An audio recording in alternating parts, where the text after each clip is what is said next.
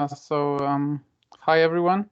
Today we have Dan Jerison from University of San Francisco, who's going to tell us something about mixing times. MCMC convergence bounds for reversible chains is the title. Please go ahead, Daniel. Thank you so much for inviting me. And I understand that it is late afternoon where you are, so I will try to keep this relatively on the shorter side. Let me share my screen.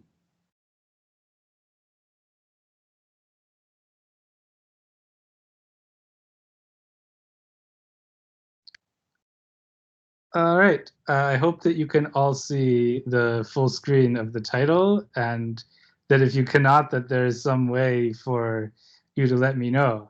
I always say, feel free to stop me if you have questions, and I'm not sure how that's going to work, or if there's going to be some mechanism that I can be informed that somebody has a question. But maybe those of you who have been at these seminars before understand how this goes. I otherwise will keep talking until I see something on my screen where someone cuts in and says, hey, there is a question, blah, blah, blah, blah. But definitely stop me if you want some clarification or have something to say. So the title is MCMC Convergence Bounds for Reversible Chains. And this started with a paper that I read, which was written by Peter Baxendale in 2005. And he had an amazing result, and I couldn't really understand it. And so I tried to read the paper to understand it, and I still didn't understand. So then I tried to see whether I could prove it myself using a different approach, and the result of that is what I'm going to talk about. So speaking very generally, the point of MCMC is that we have a probability distribution, pi, that we're trying to sample from. We have a Markov chain. We set up the Markov chain so it has the right stationary distribution. You run it until it mixes, and then you sample. And then the question, of course, is how can we be sure that we're running it for long enough? And there are these convergence diagnostics, and they give you an impression. And there are also these computations where you can compute a Monte Carlo standard error that says this is the error in my estimate. But all of those are, unreliable, because if you happen to have a tricky, bad Markov chain, it says it converges on 2 time scales. What I mean by that is that you have a situation where the state space is kind of divided up into 2 regions, the one on the left and the one on the right. And if the Markov chain starts on the left, then it spends a lot of time exploring the left very thoroughly. And then it doesn't jump over to the right until a long time later, but then it explores the right very thoroughly, and so forth. And so if you're running these convergence diagnostics and it started on the left and it stayed on the left the whole time, then it's going to be very confident that it's explored all of the left, but it won't know anything about what it's missing. So maybe this is the best that you can do in many situations, but it would be better to have some kind of control over the convergence that actually warns you when this is going to happen. So the kind of general setup is called geometric ergodicity, which just means that the Markov chain converges at an exponential rate. So P is going to be always what I call my Markov transition kernel. Capital X will be the state space, pi is stationary distribution, and we say that P is geometrically ergodic if this inequality holds that the distance from the stationary distribution, if you start from the state little x and you run for t steps, is bounded above by, it says capital F of x times rho to the t. So rho is the exponential rate of convergence, and then the capital F of x, the leading constant, depends on the state that you started at.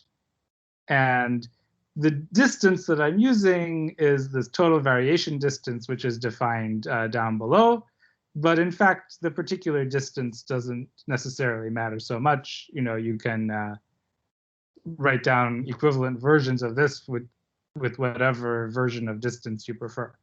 but total variation distance is what I'll use in this talk. Now, there are kind of two reasons that you might want to prove that your Markov chain is geometrically ergodic. The first reason is that you say, is it, does it converge at exponential rate or say polynomial rate? This is important because if it converges at exponential rate, then you have theorems that say asymptotically, blah, blah, Markov chain, CLT, etc. But the other reason, which is what I'm talking about now, is that if you actually have an explicit numerical bound on the right side of the inequality, then you can prove that, if you run it for some number of steps, then it's guaranteed that the chain is within a certain distance of stationarity. So that was our goal right now. All right, so there's this kind of well-established technique called drift and minorization, which some of you in the audience are the world's experts on this topic, and others of you may not know it so well, so I'm going to just give the definitions. And this is kind of a long-standing approach, which has been used successfully to show that Markov chains are geometrically ergodic. So it has two pieces. There's a drift function, which is the one which is showing on the screen right now.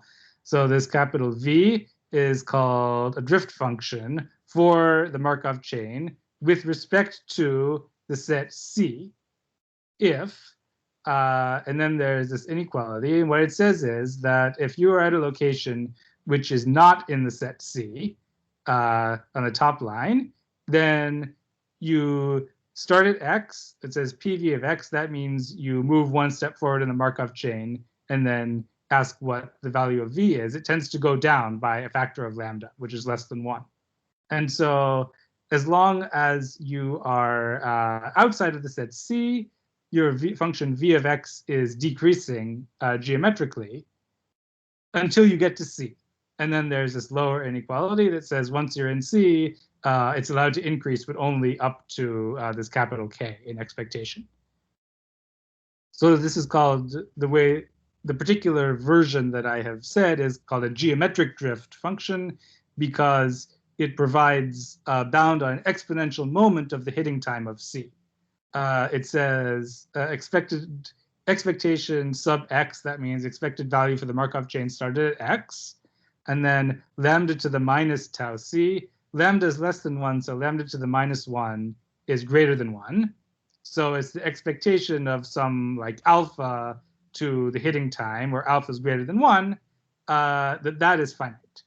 So you have very good control over the hitting time of C if you have this drift function.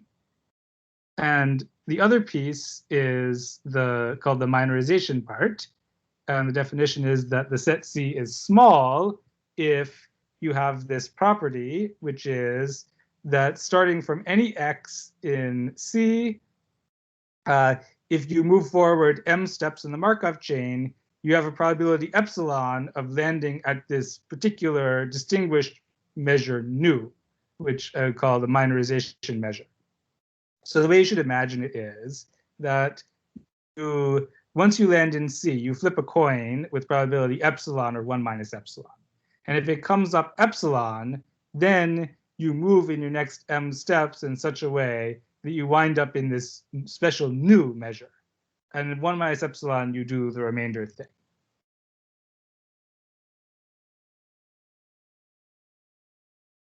So there's a list of names of people that built this theory over the course of a few decades, from, I would say, the 1970s to like the late 90s, early 2000s. Two of the early papers were written by Nomelin and Tuominen and by Athrea and Ney. Then Main and Tweedy wrote a book in the 90s, and then there are Roberts and Rosenthal, who are both here, who also did the foundational work on this stuff. And so the theory exists, and you can also ask, okay, like, is it actually possible if I have a Markov chain in my hand to prove that you have a drift function and that you have a small set, because these are the ingredients that you need in order to show that it converges geometrically? And the answer is it can be very difficult, but it often can be done. So, there are whole papers where they say, here's a Markov chain we care about. We are going to prove that it satisfies the drift and minorization condition. Okay, so the way that I think about this is that what the drift and the minorization do when they work together is that it makes the Markov chain regenerate frequently. So first of all, the drift function means that the chain always wants to go back to the small set C. And then whenever it goes back to the small set, you flip the coin. And then with probability epsilon, after m steps in the future, it's at the particular measure nu. So wherever you are, it's not going to take you too long before you have reached the get epsilon on your coin and get to the measure nu. And there's a geometric tail to the distribution of the amount of time that it'll take you to get there. And this definition has to do with this notion of the Markov chain regenerating. What does it mean to regenerate? It means that in general, the stopping time capital T is a regeneration time with measure mu if, so it says probability for the Markov chain started at some initial measure. And then if you are given the entire path of the Markov chain up to time n minus 1, time 0, 1, 2, 3, 4, n minus 1, and you're given that the value of the regeneration time t is n, then conditional on all of that, the distribution is equal to nu.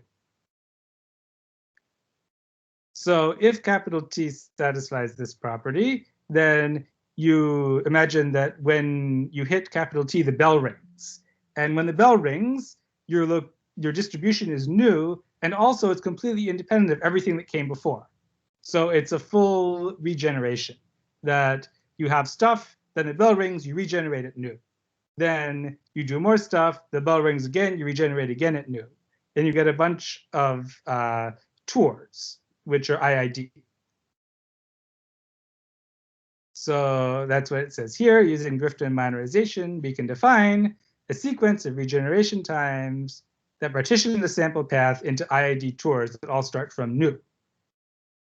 So there's a technical issue, which is the reason for this title of this slide, strong random times, which is that in the definitions that I gave, what I said works fine when the minorization happens in only one step. That when you have this, for all x in the small set, after one step, it jumps to the measure nu, then everything I said is good. But when it takes more than one step, it doesn't work. You can have communication between the end of one tour and the beginning of the next tour.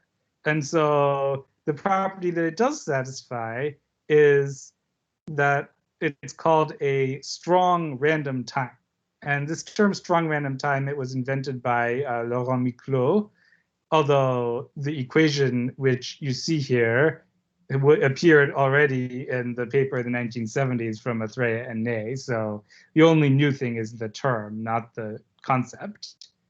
And it says that the stopping time is called a strong random time with measure nu if, and then it says you start from mu if you know that the bell rings at time n, then the measure at that time is nu. So it's not a full regeneration. Like if all you know is that it took n steps to regenerate, then you're in measure nu and you can move forward. But if you knew actually what the sample path was that got you there, then that can tell you kind of where in the measure nu you are, and that affects moving forward. And that's kind of what you have in general when you have minorization with more than one step. But fortunately for my talk, this is good enough to work with. And the reason, by the way, for the terminology strong random time is that there's this notion of strong stationary time.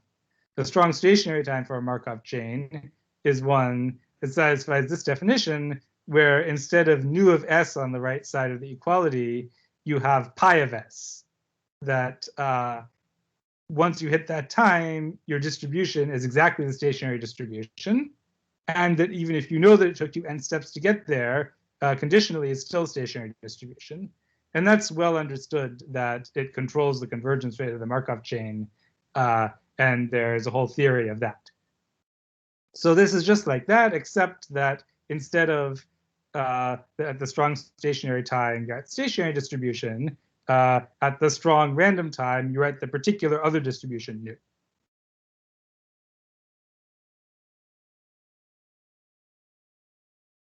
Okay. So here is a theorem. I'm not sure who to attribute this theorem to. I know that there is a paper of Roberts and Tweedy around 2000 or so, where they actually hammer out almost the best possible version of this theorem, but surely it was known before then. Suppose that you have a drift function with respect to a small set. Then there is a strong random time t for the associated Markov chain. And the way that you define t is what I said before, that you keep going until you get to the small set, then you flip the epsilon coin. If it comes up epsilon, you go forward m steps into the new measure, and then you ring the bell at that point. If not, you keep wandering around until you get another chance to flip the coin. And it says that the tail of distribution for the strong random time is exponential.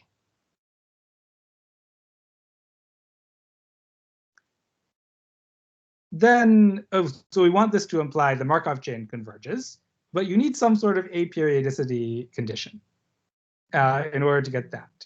And the reason is, let me show you an almost periodic example. So here I have an equation, but instead of making you guess that, I'm going to draw a picture.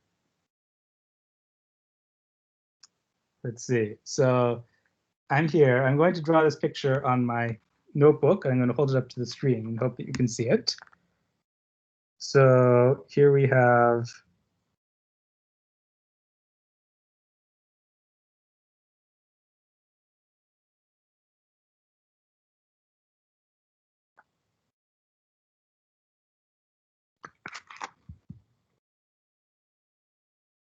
okay, so this is a diagram of a Markov chain with 6 states, which are numbered 0, 1, 2, 3, 4, 5. And what it does is it always goes down by 1. It goes from 5 to 4 to 3 to 2 to 1 to 0, deterministically.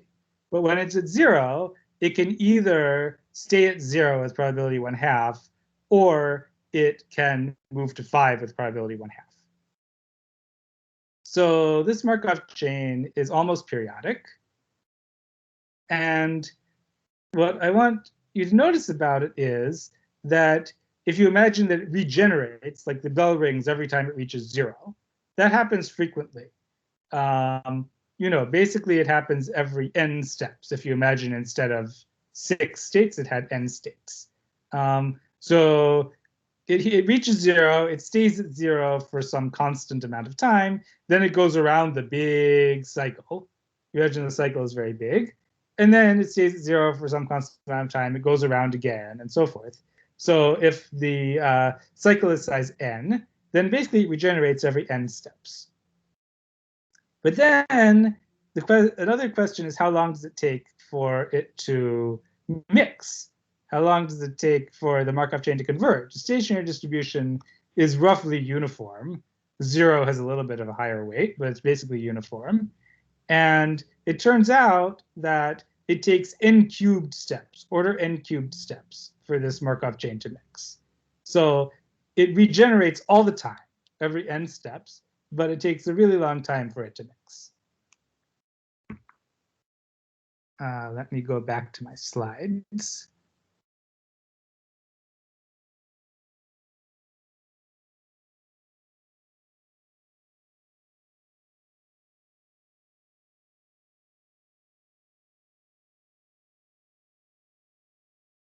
Okay, so this is what it says.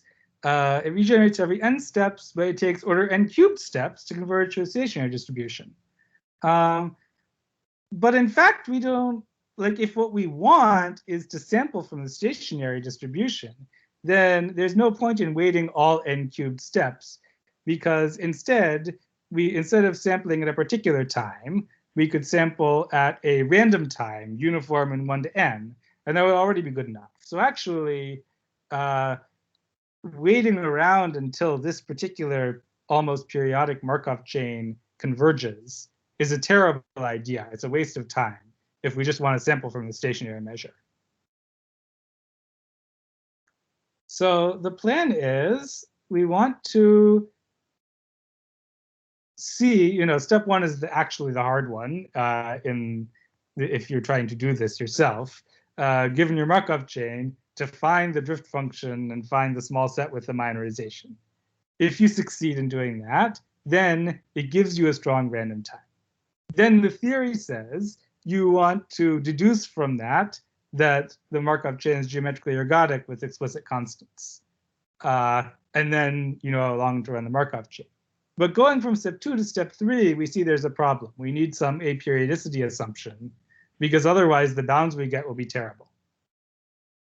And it says that in those cases where the bounds are terrible, really we shouldn't have been following this plan at all, because we should have used a trick like sampling at a random time in order to sample from the stationary measure anyway. So the conclusion is that we should consider only the Markov chains which don't have periodic behavior, and then we hope that we get a better theoretical result going from step 2 to step 3, because the other ones are not going to work with this method anyway. So the aperiodicity assumption is going to be that the Markov chain is reversible and the spectrum is non-negative. So you think about this as basically, a symmetric matrix with non-negative eigenvalues. So the reversibility is defined up there. If you start at x with pi measure, and the probability of starting at x and going to y is the same as the probability of starting at y and then going to x in this continuous way, or if the operator is self-adjoint, then by standard theory, the spectrum is real, contained in the interval -1 to 1. And if it is non-negative, that means the spectrum is contained in 0 to 1. So Metropolis chain is always reversible. A lot of them are already reversible with non-negative eigenvalues. If you encounter one which is reversible with some negative eigenvalues, you can just add in some laziness, some holding probability, and that makes the spectrum to be non-negative. Random scan Gibbs samplers are reversible. Two-variable deterministic scan Gibbs samplers, two-variable deterministic scan Gibbs samplers are reversible if you just consider the single variable chain. And then, of course, there are also a lot of Markov chains that you want to use which are not reversible, and those are super important. But this theory is not going to work very well with them because of the periodic behavior.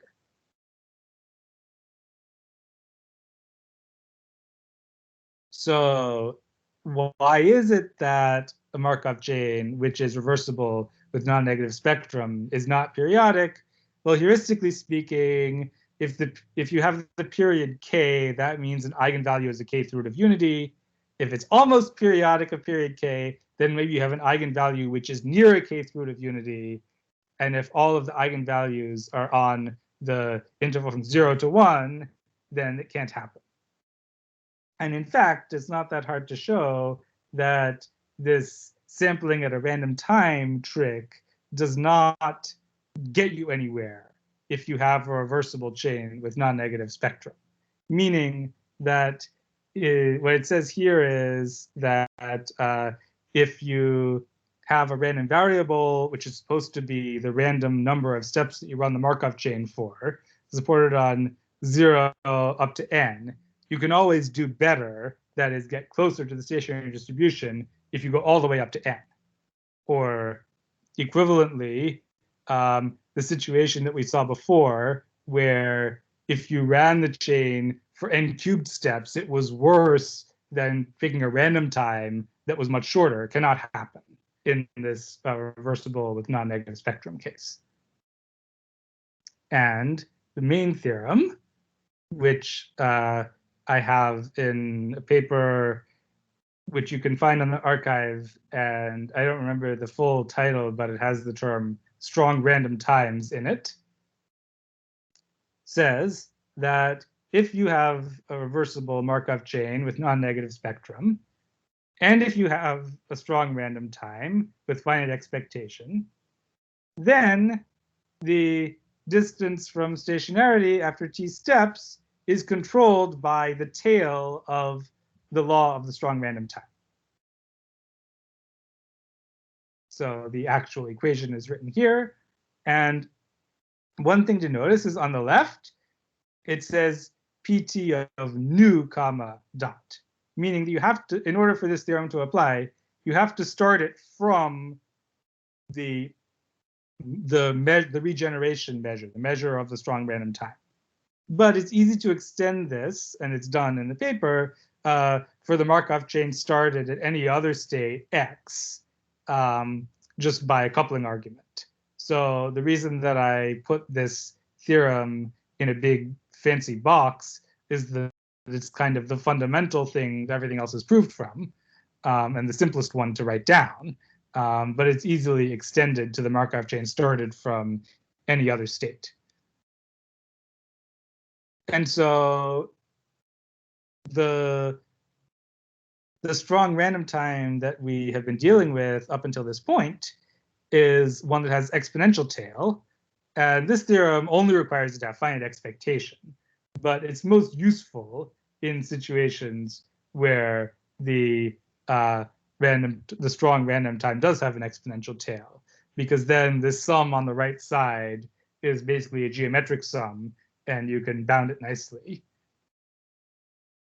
So if you combine the earlier steps of our plan, where we use the drift function in the small set in order to construct the strong random time that has the exponential tail, and then you plug that into this new result, which I just provided, then what you get is an explicit bound on the convergence to stationarity of the Markov chain, which is what we wanted, right? This is the statement that the Markov chain is geometrically ergodic, and this g of x, h of x, you'll notice that there is a linear factor of t in the right side of the inequality at the bottom of the corollary, but that's not, doesn't do any harm because it's completely eaten up by the rho to the t exponential decay. And the g of x and the h of x are written explicitly in formulas which are determined by the parameters of the drift function and of the small set. So all of these formulas are just written down in the paper. And the best thing about this corollary is that the number rho is the same in both of the inequalities. That if you have this inequality on top, it says that the strong random time, its tail decay rate is rho to the t. Then that means that the convergence rate of the Markov chain is also rho to the t for the same rho. And that's kind of as good as you could hope for. Certainly, you can't get anything better out of a strong random time with a certain decay rate. And this is where this result of Baxendale comes in. He already proved this, actually, the statement that the decay rates are the same in both cases, in the special case where you have regeneration and one-step minorization. And his approach was totally different. He used renewal theory and generating functions. And generating function is a complex function, and the spectrum of the Markov chain tells you where the poles are in the complex plane, and then he computes a radius of convergence based on the restriction of the poles to the certain interval based on the reversibility. And I personally am much more comfortable thinking of kind of probabilistic reasoning, which is why I came up with this other approach. And as well, very soon, I think in the next slide, we'll see how these different results compare against each other in a toy example. So this is kind of the easiest toy example that people have tested in this field, including a paper of Jeff Rosenthal from 1995, where, so there's this very small data set, and there's a Gibbs sampler, and you can very relatively easily construct a drift function and a small set that work pretty well. And so you have this Markov chain, and you want to know how long will it take for it to converge. And to operationalize that, I'll say let tau sub 0.01 be the smallest number of steps that we need to take in order to get the variation distance within 0.01 of the stationary distribution. We're just going to fix the starting value once and for all. So what Rosenthal proved in that paper was that after at most 192 steps, you are within distance 0.01 of stationarity. Now we get to the Baxendale results. Baxendale had two approaches. One of them is a very general one where you forget about the fact that it's reversible with non-negative eigenvalues, and you try to prove general bound that only requires a very, very weak aperiodicity condition. And then you get that it's guaranteed to converge in at most 10 million steps. Or if you, the second Baxendale line, so using analytic methods, it says, okay, now we're going to remember that the eigenvalues are all non-negative and that the Markov chain is reversible. And then using the better approach that he developed, you can get 212. And then with what I have been talking about, you can get it down to 83. But of course, the real answer is not any of these four numbers, because these only provide upper bounds for, you know, this theorem, this approach can prove that this Markov chain takes at most such and such many steps to converge. What's the truth? 2. Yeah, so this particular Markov chain actually converges to within 0.01 in 2 steps. And so you can see that the theory is still pretty far behind, meaning you can't expect to get anything close to the true answer based on these methods, except in very specific circumstances, like if your Markov chain has a certain monotone property, then sometimes this drift minorization approach can actually get you on the nose the correct convergence rate and amount of time it takes to converge, but usually it gets you a gap. So, you know, on the other hand, computationally, it's no harm to run your Markov chain for 100 or 200 steps. It is computationally annoying to run it for 10 million steps when you only needed to run it for 2 steps. So maybe we shouldn't use the approach in the second line, but the other ones, at least in this example, would be all kind of plausibly applicable. Can I just ask? Yes. Is it okay? I just want to say, how did you get the truth? Is that just by a simulation? Or Yeah, it's a simulation, but I did a kind of a sophisticated thing where the I tried to draw a graph of the distribution function after 1, after 2 steps, and compare it to the stationary distribution. And assuming that the graphs are smooth, it's almost certainly 2. Okay, thanks. Yeah, if you're interested, I can send you a link to some graphs that I made, which I think are very convincing.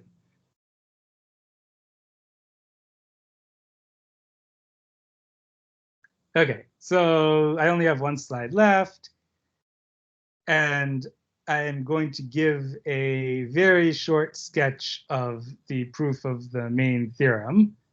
And kind of the challenge here is that you have this hypothesis, which is that the Markov chain is reversible with non-negative spectrum. And you want to figure out how to use that in a probabilistic way in order to demonstrate convergence. So this is a very short sketch, and there's still some mysteries about how it really works. So you have this measure, 2 measures, nu and pi. Pi is the stationary measure. Nu is the regeneration one of the strong nu time. You take the Reda-Nikodym derivative, you call that f, and then you consider the sequence AT to be expectation of the Markov chain started from nu of f of xt. Now, using the fact that the Markov chain is reversible with non-negative spectrum, you can conclude without much trouble that this AT is decreasing sequence and the limit is 1. And in addition, this AT sequence controls the distance from the stationary distribution, that in fact there's an equality if you use L2 pi distance, that the distance after t steps is equal to or controlled by a sub 2t minus 1. Now, what do we do with the strong random time, right? So far, this is just like a reversible Markov chain. So we have to introduce the strong random time. And what that gives us, along with the definition of AT, is a kind of a recurrence relation. And this recurrence relation is like a first entrance decomposition, that if you want an, that's the expectation for the chain started from nu and run after n steps of f of xn. Then you can sum over the possibilities that the strong random time is equal to n minus j, what happens after that. And then you take this first entrance decomposition recurrence, and you do summation by parts to it, and the result just falls out. And that's the kind of mysterious part. It's only about a page of work, and it falls out, and you win. And so I personally, even though I came up with this, I still don't have a solid understanding of exactly what's going on in order to make it work. But it does seem like, to me, kind of the quickest way to get from here to there. If here is that you have this assumption of being reversible with non-negative eigenvalues, and there is a convergence bound.